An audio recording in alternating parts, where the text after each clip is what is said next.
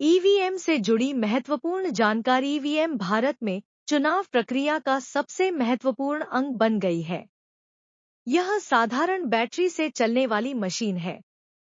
EVM मतदान के दौरान डाले गए वोटों को दर्ज करती है और ईवीएम वोटों की गिनती भी करती है। एक ईवीएम में 64 उम्मीदवारों के नाम दर्ज हो सकते हैं।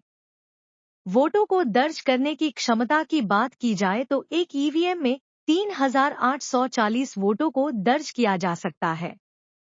यदि हम ईवीएम के सबसे पहले इस्तेमाल की बात करें तो साल 1982 में इसका उपयोग हुआ। केरल के परूर विधानसभा सीट के 50 मतदान केंद्रों पर वोटिंग करने के लिए ईवीएम का उपयोग किया गया। इलेक्ट्रॉनिक वोटिंग मशीन पर कई बार आरोप लगे हैं, लेकिन आज तक कोई इसे सिद्ध नहीं कर पाया है। इन आरोपों के बाद इलेक्शन कमीशन ने voter verified paper audit trial यानी वीवीपीएटी सिस्टम को इंट्रोड्यूस किया है।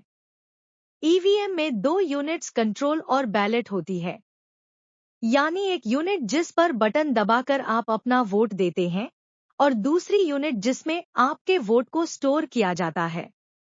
कंट्रोल यूनिट मतदान अधिकारी के पास होती है, जबकि बैलेट यूनिट को दूसरी तरफ रखा जाता है, जहां से लोग वोट डाल पाते हैं। जैसे ही किसी मतदान केंद्र पर आखिरी वोट पड़ता है, पोलिंग ऑफिसर कंट्रोल यूनिट पर लगे क्लोज बटन को दबा देता है। इसके बाद ईवीएम पर वोट्स नहीं पड़ सकते हैं। मतदान खत्म होने के बाद कंट्रोल यूनिट को बैटल यूनिट से अलग करके रख दिया जाता है। मतदान खत्म होने के बाद कंट्रोल यूनिट को बैटल यूनिट से अलग करके रख दिया जाता है। रिजल्ट के लिए कंट्रोल यूनिट पर दिए गए रिजल्ट बटन को दबाना होता है। ये बटन कहीं गलती से दब ना जाए, इसके लिए 2 सेफगार्ड भी होते हैं।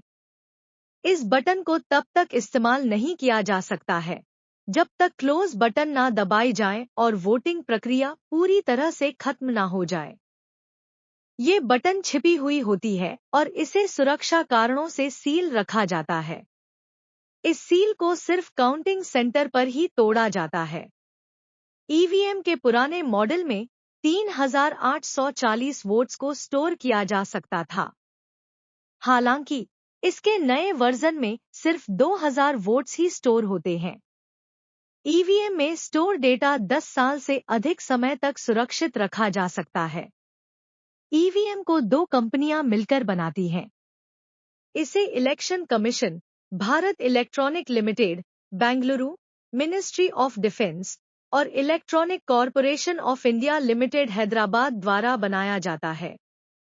सुप्रीम कोर्ट ने बार बार ईवीएम के विरोध में प्रशांत भूषण जैसे जाने माने वकीलों द्वारा लगाए गए कई याचिकाओं को सिरे से नकार दिया है।